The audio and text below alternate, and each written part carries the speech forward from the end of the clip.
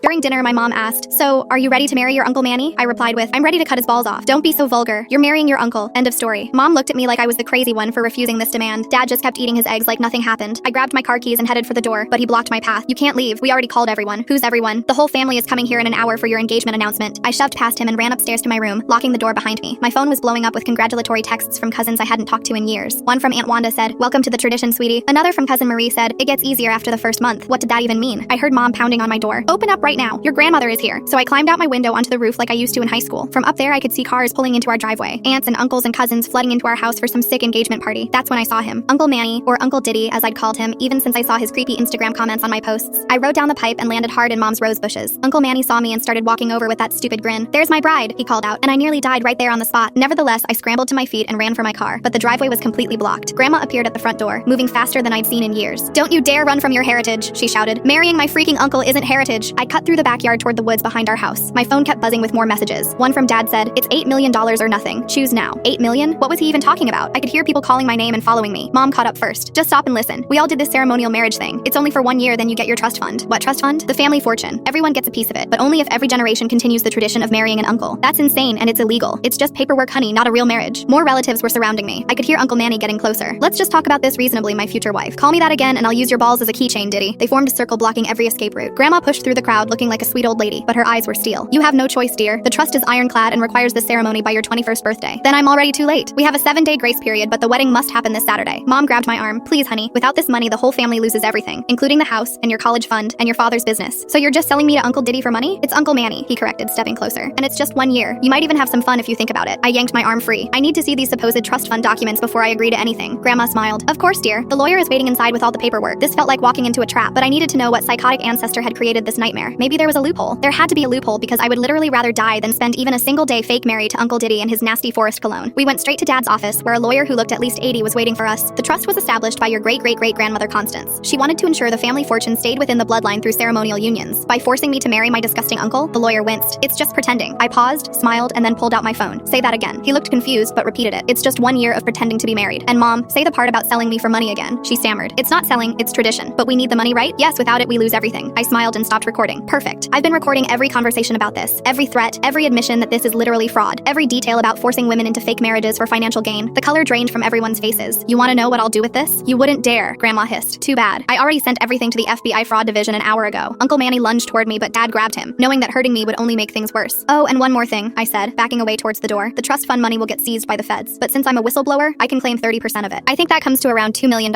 "You snake," my mother spat out, but I didn't bother responding since most of them were going straight behind bars.